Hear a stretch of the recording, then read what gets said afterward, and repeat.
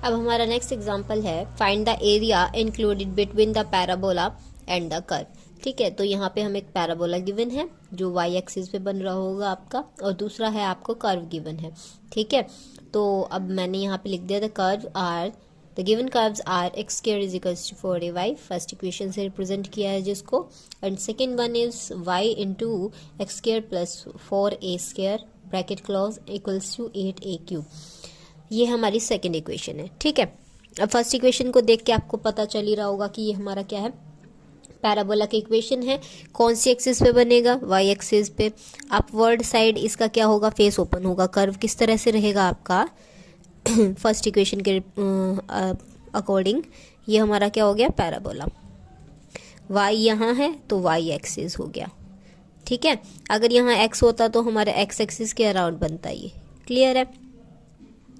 अब ये हमारा क्या है, ओरिजिन, जहाँ से ये क्या बन रही है, इसकी वर्टेक्स बन रही है। क्लियर है।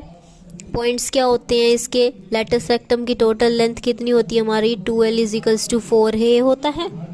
तो हमारे टोटल लेटस रेक्टम होती है 2l is equals to 4a। तो यहाँ से लेटस रेक्टम की लेंथ क्या हो जाती है हमारी 2a। ठीक है, तो ये यहाँ से यहाँ तक एक्सट्रीमिटीज़ का डिस्टेंस जो होगा वो कितना होगा, 2a। क्लियर है। अब हमें क्या करना है, ये पैराबोला तो हो ही चुका, हम इसके बारे में बात कर चुके।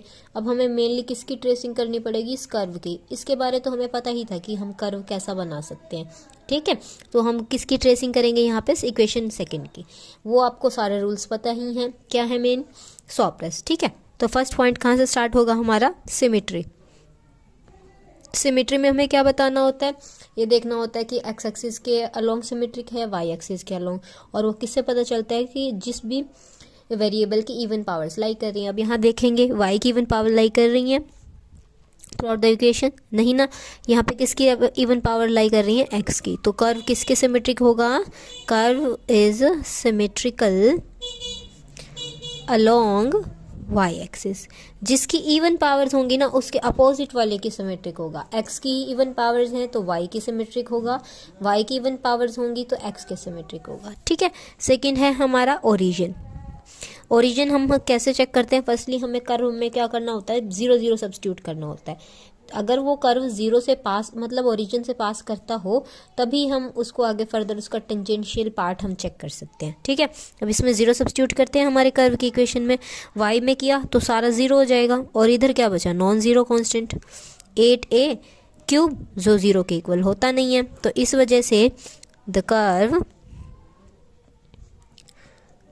does not passes through the origin. सबसे पहले आपको जो भी दिया गया हो कर्व, उसमें सेकंड ओरिजिन अगर आप स्टार्ट करते हैं तो पहले आप यही चेक करेंगे।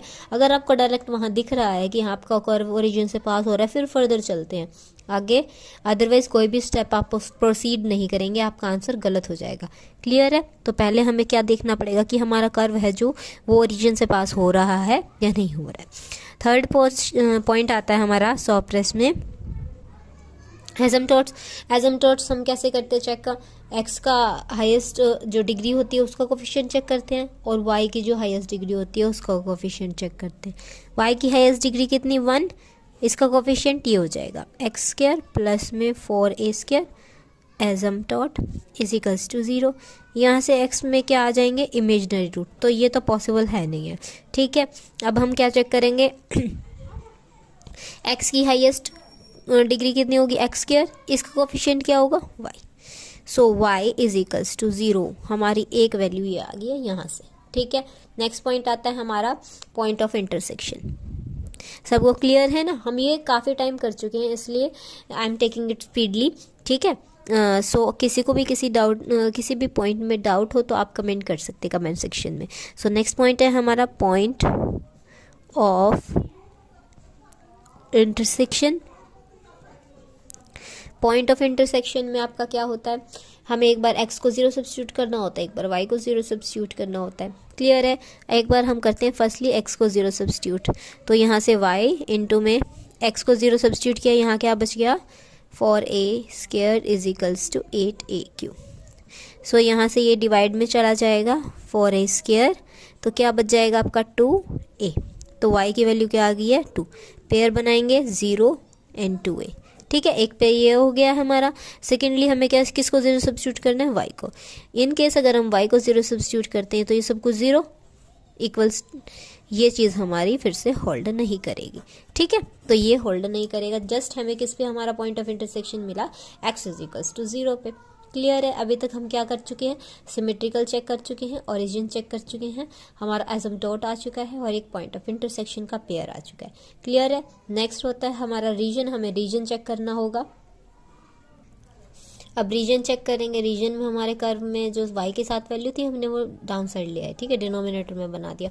अब हमें चेक करना है कि जो कर्व है कहाँ से कहाँ तक पॉजिटिव वैल्यू देगा, कहाँ से कहाँ तक नेगेटिव होगा। ठीक है, तो अब आप देख सकते हैं कि जो हमारी राइट हैंड साइड है ना, वो किस पे डिपेंड कर रही है, सिर्फ x की वैल्यूज़ पे। ठीक है, अब x की वैल्यू चाहे मैं पॉजिटिव साइड से उठाऊं, ठीक है, चाहे मैं इन वैल्यूज़ को नेगेटिव साइड से उठाऊं, 1 लूँ चाहे -1 लूँ, इसका स्क्वायर होके हमें सेम वैल्यू मिलेगी। क्लियर है ना। ठीक है, तो यहाँ पे x की कुछ भी वैल्यू रखने पे पॉजिटिव वैल्यू रखूँ चाहे मैं नेगेटिव रखूँ, यानी x कहाँ से कहाँ तक वेरी कर रहा है हमारा, x belongs to negative infinity to positive infinity. पर इन सभी वैल्यूज़ के लिए ये कंप्लीट वैल्यू हमें क्या मिलेगी, पॉजिटिव ही रहेगी। ठीक है, तो गिवन कर्व की जो राइट हैंड साइड है वो ऑलवेज बिकम्स पॉजिटिव। ठीक है, अगर राइट हैंड साइड पॉजिटिव है तो लेफ्ट को भी पॉजिटिव होना पड़ेगा, है ना। So left hand side must be positive, तो लेफ्ट हैंड साइड भी हमारी पॉजिटिव होनी चाहिए। ठीक है, क्लियर है। अगर राइट हैंड साइड पॉजिटिव है तो लेफ्ट हैंड साइड को भी यहाँ पे क्या होना पड़ेगा, पॉजिटिव भी होना पड़ेगा।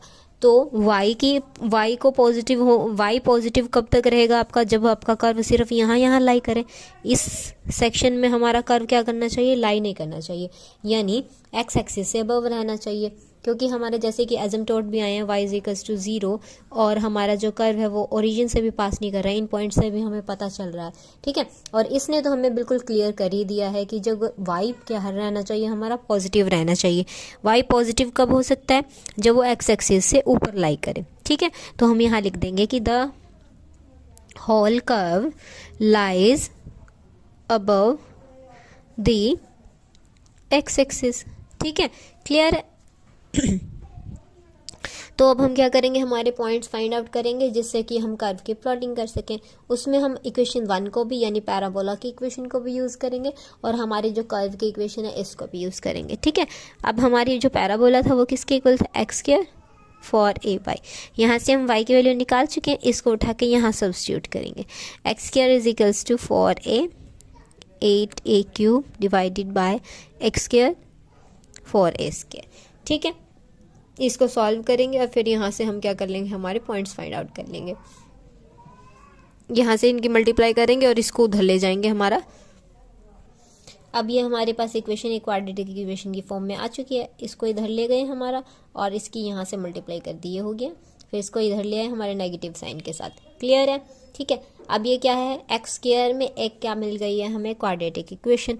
तो अब एक्स स्क्वायर के लिए रूट्स को सॉल्व कर लेंगे। ठीक है, क्या आता है, माइनस में b -4a² plus minus under the root, minus मतलब मीन्स टू से b का स्क्वायर होता है, 4 का 6 स्क्वायर 16, a का स्क्वायर 4। ठीक है, -4 ऑलरेडी माइनस साइन के साथ 32 था यहाँ, तो प्लस इंटू में 32 a⁴ डिवाइडेड बाय 2 इंटू में a क्या है यहाँ, कुछ नहीं है, so 1 as it is. X square is equals to हो जाएगा -4a² plus minus under the root 16, 32 4 हमारे पास क्या होगा, a⁴, यहाँ हो जाएगा 8 128 a⁴। क्लियर है, डिवाइडेड बाय 2 रहेगा हमारा। सो एक्स स्क्वायर यहाँ पे हमारा क्या होगा, -4a² plus minus under the root 128 plus में 16 क्या हो जाएगा 4 एंड 1 कैरी यहाँ पे 4 144 a⁴ डिवाइडेड बाय 2। ठीक है, तो यहाँ होगा -4a² प्लस माइनस में 12a² डिवाइडेड बाय 2। ठीक है, एक बार तो वैल्यू नेगेटिव हो जाएगी, एक बार हमारे पास क्या आ जाएगी, value positive. So X square is equals to रहेगा -4a² प्लस में 12a² बाय 2। एक बार तो ये हो गई है हमारी वैल्यू, एक बार हो गया X square is equals to -4a² minus 12a² divided by 2। ठीक है, यहाँ से सॉल्व करने के बाद क्या हो जाएगा 8a² बाय 2 जो किसके इक्वल होगा 4a²। यहाँ से क्या हो जाएगा -16a² बाय 2, दैट मीन्स हमारा क्या होगा -8a² बाय 2। देखें अब यहाँ से x² हमारा आ जाएगा 4a² के इक्वल और यहाँ से x² आ जाएगा -4a² के इक्वल। आप देख के समझ ही सकते हैं यहाँ पे अगर अंडर रूट अप्लाई होगा तो यहाँ तो हमें क्या मिल जाएंगी हमारी इमेजिनरी वैल्यू जो हमारी होल्ड नहीं करेंगी। ठीक है, हम तो जस्ट यहाँ रियल वैल्यूज़ के लिए बात कर रहे हैं और वो भी x की पॉजिटिव टू नेगेटिव ही वेरी कर रही है, y तो वहाँ पे भी पॉजिटिव है।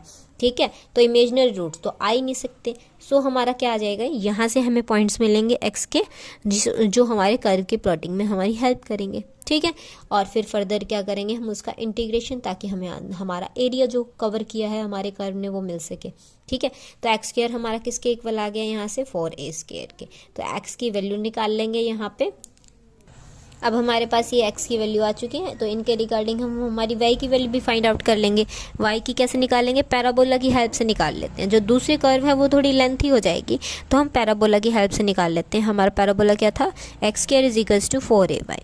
उठा के यहाँ वैल्यू सब्स्टिट्यूट करेंगे, चाहे नेगेटिव रख लो चाहे पॉजिटिव रख लो, स्क्वायर होने की वजह से रिजल्ट आपका सेम रहेगा। तो यहाँ 2a² = 4ay। ठीक है, तो 4ay हमारा किसके इक्वल हो गया 4a²। 4 से 4 कैंसिल, a की सिंगल पावर से इसकी डबल पावर कैंसिल, तो y हमारा किसके इक्वल आ गया a। यानी x की चाहे मैं पॉजिटिव वैल्यू लूँ चाहे मैं नेगेटिव वैल्यू लूँ, y की हमारे पास सिंगल वैल्यू एग्जिस्ट करेगी। ठीक है, तो x = रहेगा प्लस माइनस में 2a एंड y = रहेगा a। ठीक है, तो कर्व को ड्रॉ कर लिया जाए। एक तो था हमारे पास पैराबोला और दूसरे क्या है हमारे पास x की 2a राई कर रही है, मान लो यहाँ तक है, और x की एक बार -2 है, y की a ये थी।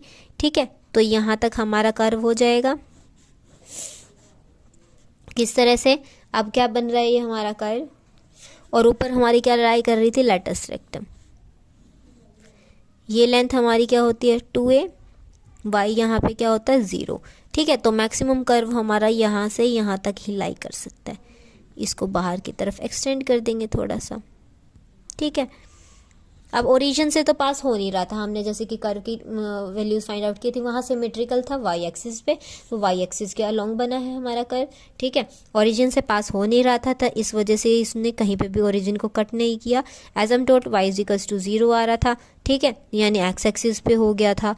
ठीक है, पॉइंट ऑफ इंटरसेक्शन हमारा क्या आया था 2a और y 0 था, वो हमने यहाँ पे लगा दिया। और यहाँ पे हमारे पॉइंट्स क्या आए हैं स्पेशल पॉइंट्स की हेल्प से। एक तो आया है 2a एंड a और एक आया यहाँ पे -2a एंड a। ठीक है, इन सब को प्लॉट करके हमारे पास हमारा कर्व आ चुका है।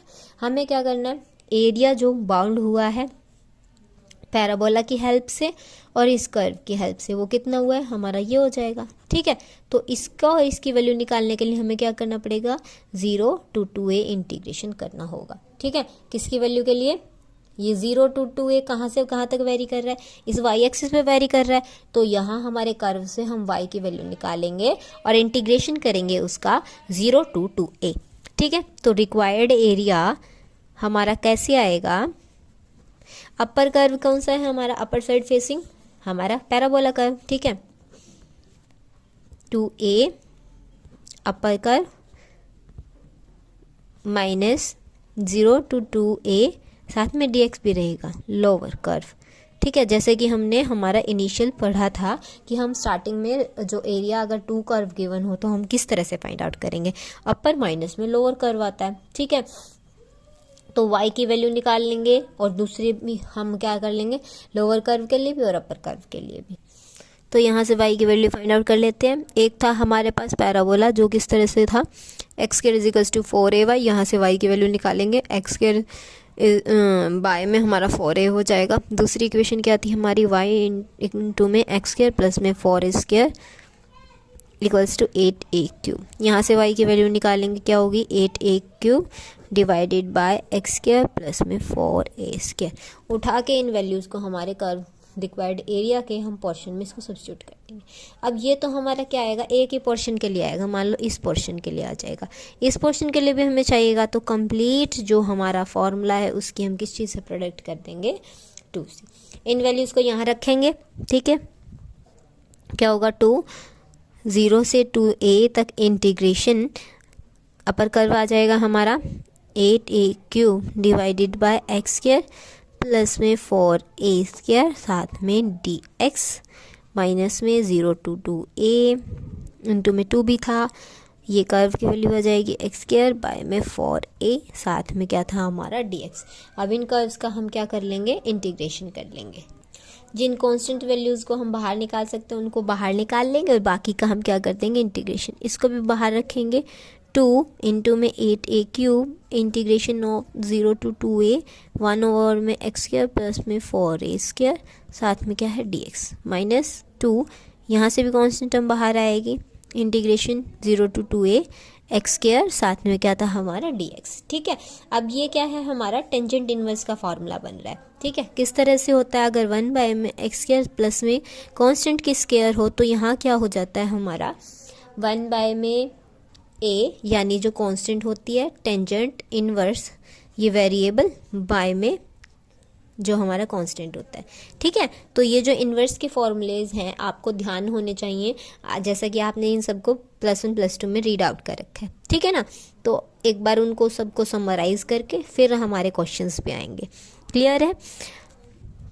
तो हमारा इंटीग्रेशन किस तरह से हो जाएगा, इधर का 16a³, यहाँ क्या होगा, a की जगह पे यहाँ क्या है, यहाँ तो मैंने a से लेट किया था, ये क्या है 2a होल स्क्वायर, ठीक है। तो 1 बाय में क्या होगा 2a tangent inverse x bye में 2a माइनस में 1 बाय में 2a होगा, ठीक है। यहाँ लिमिट्स भी रहेंगी हमारी 0 to 2a माइनस में 1 बाय में 2a। यहाँ क्या होगा, x³ का इंटीग्रेशन क्या होता है, एक्स स्क्वायर का इंटीग्रेशन x³ बाय में 3, लिमिट रहेंगी 0 to 2a। अब उठा के इन लिमिट्स को भी सब्स्टिट्यूट कर देंगे यहाँ पे, ठीक है। क्या हो जाएगा, एक बार तो इसको कैंसिल कर देते हैं, यहाँ क्या होगा 8a² टेंजेंट इनवर्स, एक बार तो हमने कर दिया अपर लिमिट को सब्स्टिट्यूट, माइनस में टेंजेंट इनवर्स 0 बाय 2a, यहाँ हो गया 1 बाय में 2a, 3 को भी बाहर निकाल लिया तो 6 हो गया हमारा, अंदर क्या रह जाएगा 2a³ और साथ में क्या रहेगा 0, 0 को तो हम लिखें चाहे ना लिखें। अब इस कंप्लीट वैल्यू को सॉल्व करते हुए हमारा आंसर क्या आएगा, यहाँ क्या हो जाएगा, इन वैल्यूज़ को सॉल्व करेंगे 8a² टेंजेंट इनवर्स यहाँ 1 होगा माइनस में टेंजेंट इनवर्स 0 ब्रैकेट्स 1 बाय 6 और इसका क्या होगा 8a³, 2 का क्यूब 8, a का क्यूब a³, ठीक है। अब टेंजेंट इनवर्स 1 यानी हमें टेंजेंट 1 वैल्यू कब देता है और टेंजेंट 0 कब वैल्यू देता है, ये आपको पता होना चाहिए। टेंजेंट हमें वैल्यू 1 कब देता है 45 डिग्री यानी π/4 और 0 कब देता है 0 पे, ठीक है। तो माइनस में यहाँ क्या होगा 8a³ बाय 6a, यहाँ सॉल्व करेंगे, यहाँ सॉल्व करते हुए हमारे पास क्या आ जाएगा 8a² π/4 माइनस में 8a³ बाय 6a, ठीक है। थोड़ा सा इसको सॉल्व कर लेंगे, यहाँ से ऊपर से कॉमन आ जाएगा हमारे पास, पहले कट कर देते हैं। यहाँ क्या होगा 2a² पाई माइनस में ये कितने पे कैंसिल होगा, 2 की टेबल में दोनों को चला देंगे, ये कितना हो जाएगा 4a² बाय में 3, ठीक है। तो यहाँ से हम कॉमन ले लेंगे, हमारा क्या कॉमन आ जाएगा 2a² कॉमन आ जाएगा यहाँ से, और इस 3 को भी बाहर कॉमन उठा लेंगे। तो यहाँ क्या हो जाएगा 3 यहाँ नहीं था तो यहाँ 3 से मल्टीप्लाई होगा और पाई यहाँ क्या था 2 एक्स्ट्रा तो यहाँ 2 हो जाएगा। तो ये हमारा क्या आ जाएगा आंसर आ जाएगा, क्लियर है। किसी को कोई भी डाउट हो तो आप कमेंट सेक्शन में कमेंट कर सकते हैं। सभी आपके एग्जांपल्स जो भी आपको दिखें वो सब इसी तरह से सॉल्व होंगे। जिस कर्व के ट्रेसिंग आप इजीली कर सकते हो उसको आप एज इट इज़ रखें, और दूसरे कर्व के लिए आप क्या कर रहे हो, कर्व की ट्रेसिंग के उसी सिमिलर मेथड को जो हमने 8 चैप्टर में किया था, अभी इससे पहले एग्जाम्पल में भी सेकेंड इक्वेशन वाले कर्व के लिए जो किया था, ठीक है। जिसको आप नॉर्मली ड्रॉ कर सकते हो आप उसको ड्रॉ कीजिए, और जिसको ड्रॉ नहीं कर सकते हैं उसके लिए हम कर्व ट्रेसिंग वाला मेथड अडॉप्ट करेंगे। क्लियर है? सभी एग्जाम्पल आपके A to Z सेम होंगे। किसी को भी किसी क्वेश्चन में भी अगर डाउट है तो then you can tell me.